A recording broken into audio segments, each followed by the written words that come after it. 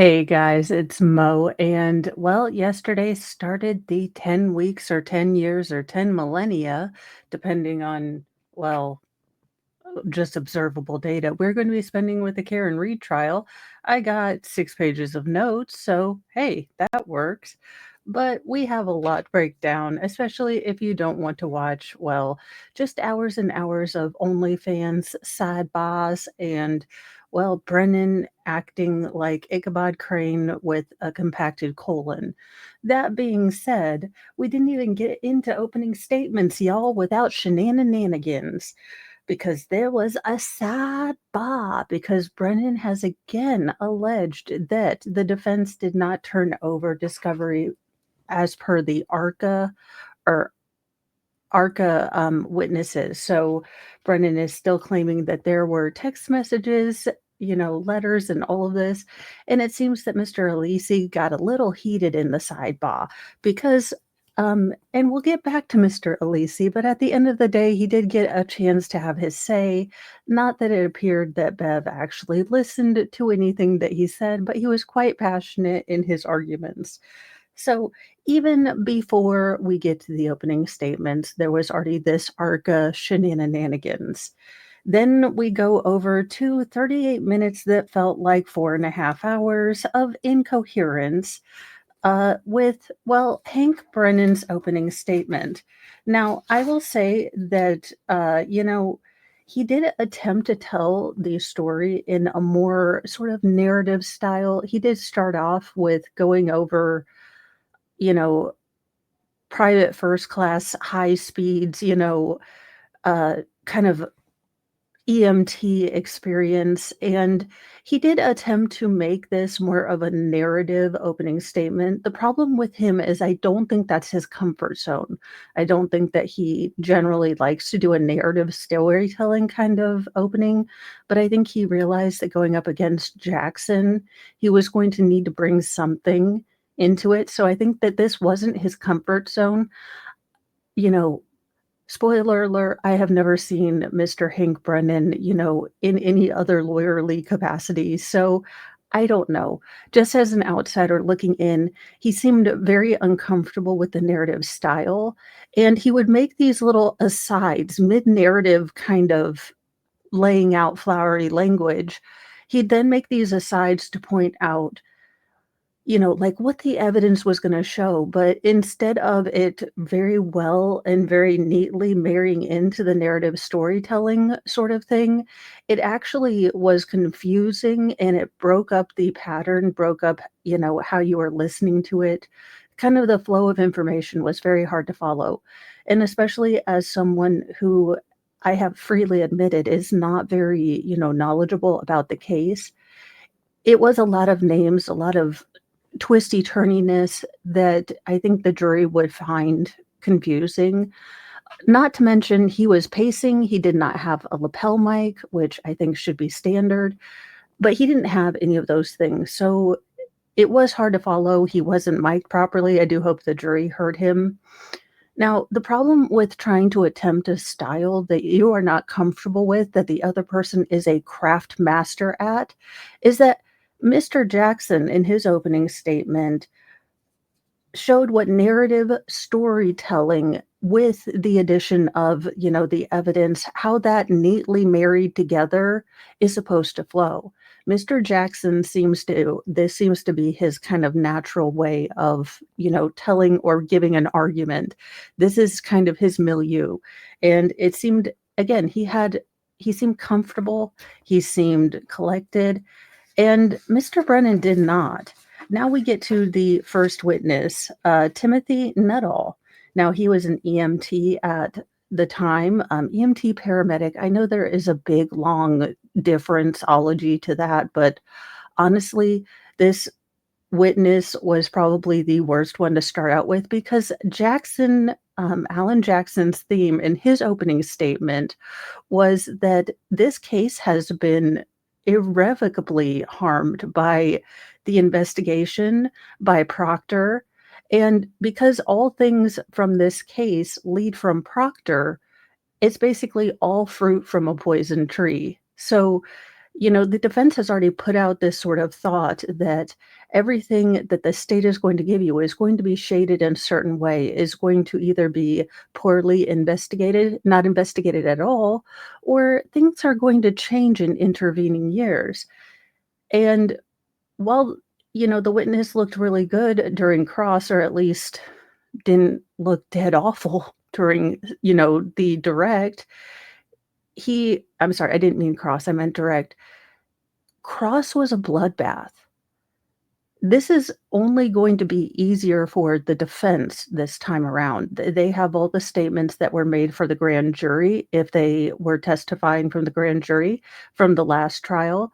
And now, if their story changes, which Mr. Nuttall's story did change several times and very evidently, last trial, he said that Karen Reed told him, I hit him twice." Now, in the grand jury, it was once, and then in the trial, it was twice, and now, for the first time since he's ever testified, it was thrice that she said, "I hit him, I hit him, I hit him." Now, it also came out during cross that, well, Mr. Nuttall, he was kind of wrong about, the puffy jacket. He claims that his memory is better 3 years on than it was a week after when, Mr. Nuttall had an interview with, Mr. Proctor, the lead investigator. He said, "Well, I think she said it to a woman in the background and she was praying." So basically, for the state, not a great opening look. Again, when the state has been, banging on about, we have the facts, Karen Reed is all the guilty, we even have her own words. I mean, it is a very strange thing. And unfortunately, in my opinion, the first witness only served to underline, highlight, and underscore the fact that the defense is already bringing receipts, that things have already been changed, that things are changing, that a person who claimed that his memory was the clearest it's ever been 3 years on, in the first trial claimed with all certainty that he cut off a big puffy goose down, coat, and his memory was solid. So again, the state, without even intending to, on its very first witness out of the gate, highlighted what the defense told the jury it could show. In my opinion, I do understand that there are people out there that are going to feel differently than me, but from my outside optics looking in, this was devastating for the state. That being said, it's gonna be a long trial. So we did get through that. Now, we did see a lot of different things. There were some objections, some sidebars. Mr. Jackson, I think, on cross was very able to get these inconsistencies of prior statements in. And I think he did it in a way that matched energy. And this is where I really have an issue with a lot of defense attorneys sometimes. I understand being a zealous advocate, but I feel like you should match energies. So you don't have to be a bulldog, defense attorney the entire time. If someone comes at you with, general, just normal vibe, you can vibe. Oh my God, I feel like I'm a 24-year-old, except when I try to get out of bed. That being said, uh, I did like that Mr. Jackson was firm. He wasn't a condescending douche canoe when he cross-examined, and he could have been. I mean, he was pointed, he was confrontational, but he wasn't a jerk face about it. So we did end Mr. Nuttall's, testimony. For what it's worth, I don't think he was a great witness for the state. I think he just served to highlight the inconsistencies, the lack of, you know, investigation, the lack of proper investigation, and the changing stories and memories of witnesses that I think the state's really going to have to contend with this time.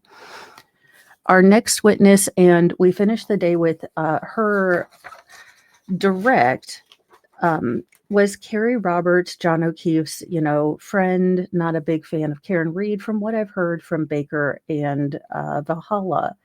Now, I guess she and John sort of connected When John lost his sister prior to him losing his brother-in-law, she kind of stepped in to help with the kids, and her husband was more friends with John than she was. She was kind of there as like a, parent helper capacity, but not like buddy buddy. Like if John's gonna confess to something, he's not gonna go to her, he's gonna go to her husband. Now, uh, because of the blizzard coming in, she and her husband had done their nighttime activities early. However, her husband did decide to go out with John to McCarthy's, I believe, or the Waterfall. I can't remember, but one of the bars. Like, do people in Canton do anything other than drink? I don't know, but facts not in evidence that there is a bowling alley.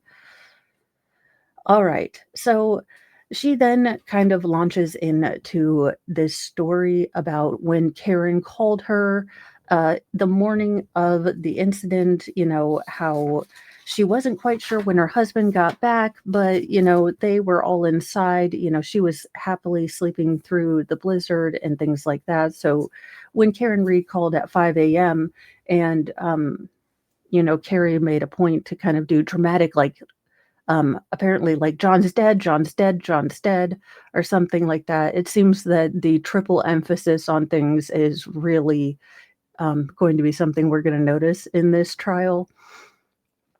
Basically, the two of Carrie called Karen back, and Karen relayed that John hadn't come home, that she was very worried that this wasn't normal behavior for John because his niece was at home. And, John typically would not have, been away from his daughter. And, Karen wasn't, on tap to be the babysitter with benefits, allegedly in Minecraft that night.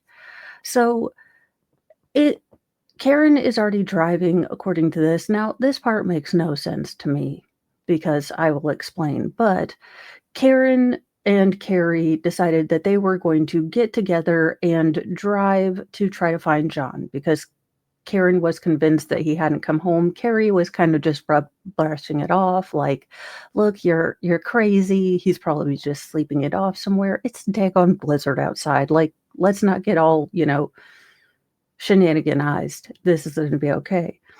Now, Baker and Valhalla did point out something. Now, the husband, John's best friend, upon hearing that John hadn't come home and that his wife planned to go drive with two other chicks around the neighborhood during a blizzard, went back to sleep. Now, we do have these inventions, these things. Now, they're going to be very important in this case, and I need to clean mine off, as you can see. But that being said, we do carry these little things around. So instead of all three of us driving in the middle of a blizzard, it's called and you just go, "Oh, hey, hey, no, no, sweetheart, this isn't a butt dial. This is Jen McCabe." And I was just, yeah, no, Karen's over here. She's a little like, hysterical-ish. Did you happen to see John or a lump-sized shape John, kind of thing on the front lawn? Oh, no, no. Okay. Well, then we're just gonna keep calling around instead of driving in a blizzard in Snowmageddon. Dude. Now, why we decided to drive hither and yon onto the frozen tundra, I do not know. But first, they decided, so they met at Jen McCabe's house for, again, some unknown reason, only knowable to them. They then go back to John's house because the other two women, Jen McCabe and Carrie, think that Karen is, being a little bit of a drama queen, okay?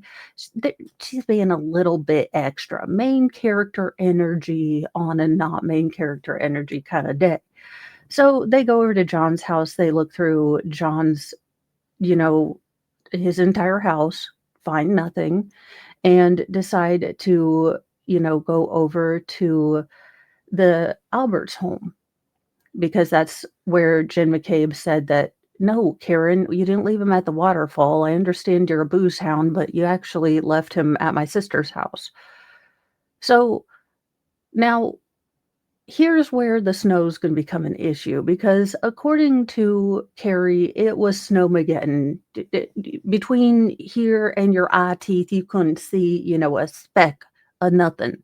She is white knuckle driving. She is terrified. She is saying the rosary under her breath. Now, she claims it's very sus. It is sus as sus that Karen, who was in the back seat and the passenger seat, therefore not, dividing her attention driving or, that kind of thing, saw John's body first. She's like, it was sus. She knew exactly where it was coming from. I just knowed it. I knowed she done it. Now, that being said, again, I am willing to let the state kind of get I'm willing to let the state prove to me. Now, it did come out that, they were at John's house or Jen McCabe's house. I can't remember, even though I have it in my notes. The damage to the taillight was noted at this time by Carrie. Now, we did kind of end before we got to Cross. So there is going to be, the defense is going to have a chance, and there might even still be some direct as we go into the next day.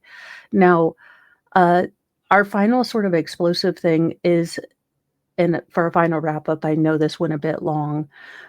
There was a final round of arguments about ARCA. The Brennan states unequivocally that the defense did not turn things over, that they were, in breach of compliance with the discovery orders. So, and even despite a passionate defense from Elise, Bev has decided that there will be a voir dire on Friday in which she will order ARCA to bring all communications, everything, in order to see if they're even going to be allowed to testify in this trial. So expect fireworks Friday.